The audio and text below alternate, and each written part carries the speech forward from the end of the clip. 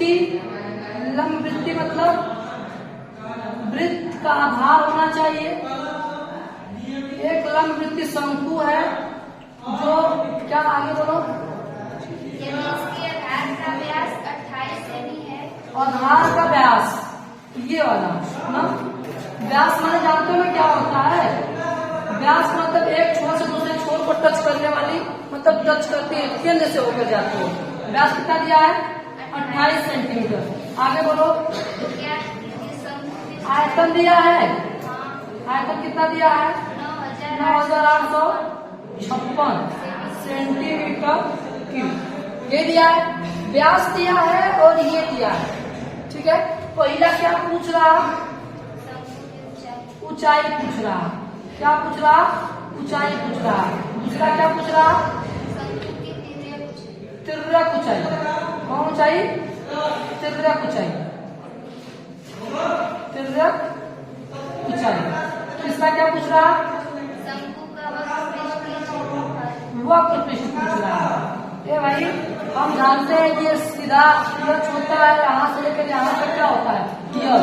जो वक्र पृष्ठ में जिसकी गिनती होती है उसकी यल की गिनती होती है, ठीक है ना। अब ध्यान सुनो, ना समझ में आ था, समझ में आ रहा है? मन नहीं कर रहा पढ़ने का? बच्ची रे गाली मदरा जीव कट जाएगा, ठीक है। इधर देखो, अगर आयतन दिया हुआ है, आयतन शंकु, ये क्या है? शंकु। क्या है? शंकु। शंकु का आयतन जानते हो क्या होता है भाई? शंकु का आयतन, शंकु का आयतन क्या होता है? 1/3 पाई आर स्क्वायर यल। तो क्या हो जाएगा? यहाँ लिखेंगे 1/3 पाई आर स्क्वायर यल, ठीक है। अब इधर बात ध्यान से सुनो बच्चा, हमसे पहला क्वेश्चन पूछ रहा कि ऊंचाई क्या कीजिए। हमसे त्रिज्या का मतलब व्यास दिया है, व्यास बराबर 28 दिया है, तो त्रिज्या बराबर कितना हो जाएगा? इसका आधा। त्रिज्या जो होता है व्यास का क्या होता है? आधा होता है। तो ये 28 है तो त्रिज्या कितना हो जाएगा? 14 सेंटीमीटर, ठीक है। आयतन दिया हुआ है लाल, हमें यच निकालना है पहला। क्या आयतन से हम क्या निकालेंगे? पहला ऊंचाई निकालेंगे मेरे बच्चा। तो शंकु का आयतन कितना दिया है? 9,856। कितना दिया? 9,856 इक्वल टू 1/3 पाई का मान 22/7, आर का मान कितना है? 14/14। और यच का मान कितना है बच्चा? यच का मान हमें क्या करना है? ज्ञात करना है, ठीक है। तो 7 गुना के 14 कट गया, तो कोई कट नहीं रहा है, नहीं कट रहा है ना। तो क्या करेंगे? 9,856 इक्वल टू 1/3 और 14 गुना के 28, 22 गुणे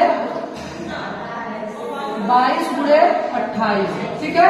अब इसका इसमें गुना होगा, ये इधर है तो इसका इसमें क्या होगा? गुना होगा। ये जो दोनों गुना में है वो कहाँ जाएगा? भागा में जाएगा। तो यच बराबर क्या होगा बच्चा? 9,856 गुणे 3 बटा के 22 गुणे 28, ठीक है। अब ये कट जाएगा 22 से, कितना बार में कटेगा? 448 बार में कट जाएगा। ये 20 से कटेगा, 16 बार में कट जाएगा। कितना बार में? 16 बार में। तो यच का मान कितना आएगा? 16 गुना 48, कितना आएगा? 48। पहला क्वेश्चन तो हम लोग निकाल लिए। यच बराबर कितना निकल के आ गया? 48। कितना हो गया भाई? 48। ए लाल, अब हमें क्या करना है? दूसरा क्वेश्चन क्या कर रहा है हमसे? हमसे कह रहा है तिर्यक ऊंचाई क्या कीजिए। क्या क्या कीजिए? तिर्यक ऊंचाई। तिर्यक ऊंचाई का मतलब जिसको हम यल से डिनोट करते हैं। तो यल ज्ञात करने के लिए बच्चा, यल बराबर होता है कड़ी में यच का स्क्वायर प्लस आर का स्क्वायर। क्या होता है? यच का स्क्वायर प्लस आर का स्क्वायर। अब यच चाहिए और आर चाहिए। आर तो मुझे दिया ही है, यच मैं अभी निकाला हूँ। दोनों का मैं क्या कर दूंगा? होल स्क्वायर करके दोनों को जोड़ने के बाद वर्गमूल निकाल दूंगा, ठीक है। तो यल बराबर क्या निकल के आएगा? यच का मान कितना है? 48 का क्या? होल स्क्वायर प्लस आर कितना है? 14 का क्या? होल स्क्वायर, ठीक है। अब ध्यान सुनो, यल बराबर 48 का स्क्वायर कितना होता है बच्चा? 2304। और इसका वर्गमूल 14 का वर्गमूल तुम जानते हो 196। जब जोड़ोगे तो कितना आएगा? 2500 कितना आएगा भाई 2500 का वर्गमूल तो अपने आप निकल के आ जाएगा, ठीक है ना।